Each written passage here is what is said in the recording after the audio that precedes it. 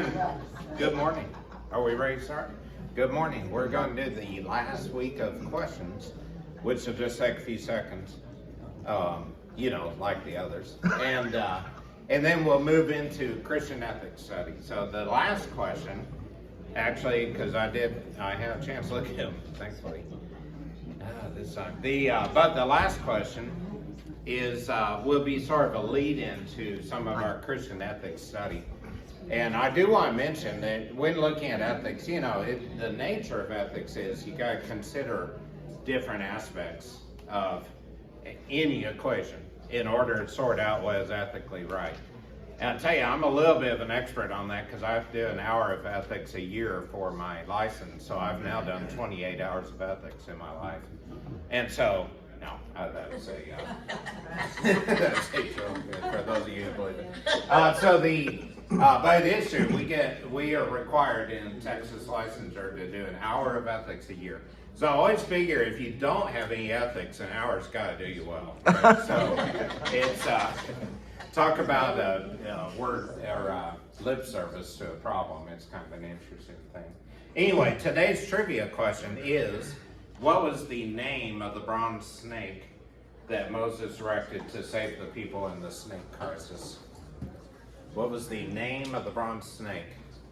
And in this case, as opposed to what I feel like I think most trivia questions are relatively straightforward about where to find it and whatever. This one's a little trickier. So I'll give you a hint in a minute if nobody happens to know it. So the snake had a name. And the snake is not the same as the medical symbol snake, by the way.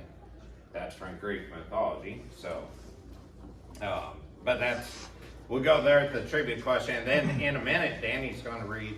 Danny, yeah. Johnny. That's close. Incognito, it's all right. It's incognito. That guy. Where that came from. Yes. I don't know how to say it. It's Nehushtan. I'll call it Nehushtan. Yeah, very good. Nehushtan. I think that's kind of a cool name. It sounds kind of like the name of like a magician or something.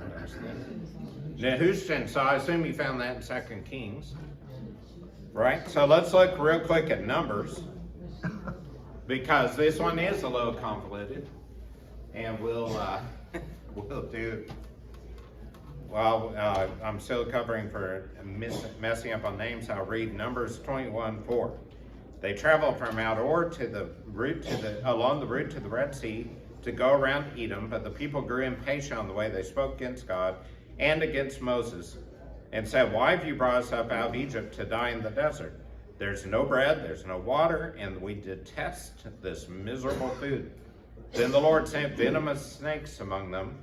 They bit the people, and many Israelites died.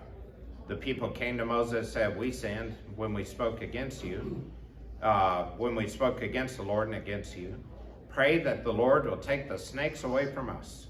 So Moses prayed for the people. The Lord said to Moses, "Make a snake and put it up on a pole. Anyone who is bitten can look at it and live." So Moses made a bronze snake and put it up on a pole. Then when anyone was bitten by a snake and looked at the bronze snake, he lived. All right, so this is one of those bizarre stories of the Old Testament.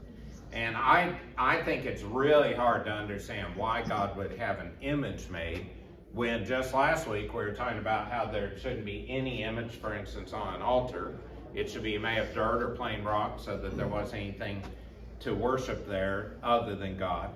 And then he had Moses make this thing. So we don't really understand, but it had something to do with the time. And the culture and the people and what they needed. And God knew apparently that the people needed something to look at. And then I get all kinds of questions. What is it about looking at bronze that heals you from snake venom? And I'll tell you, I know the answer, but I just can't tell you. Sorry.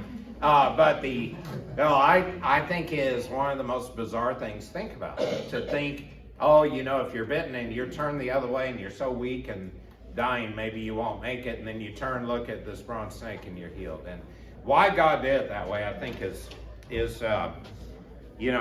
fascinating, but there's no answer. We don't know. So then, of course, you could say it would be a naturally weird thing to have a snake to look at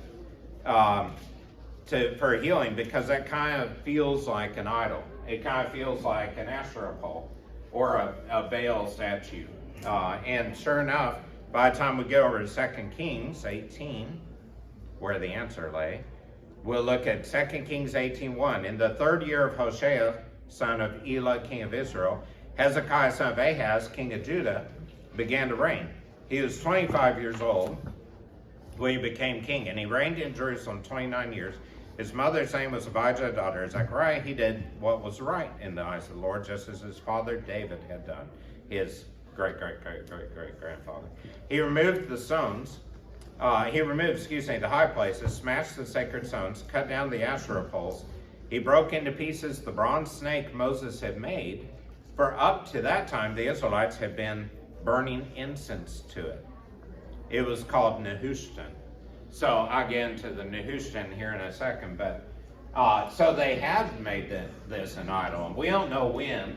This was probably 250 years later, and this bronze snake was still around, and they had started to burn incense to it, which is one form of false worship. And so it had become an idol, and I think that's always an interesting aspect of this too. So they destroyed it at this point during Hezekiah's reign. So Nehushtan sounds like, according to my footnote here, sounds like Hebrew for bronze and snake and unclean thing. So I want you to think about that the name, there was no name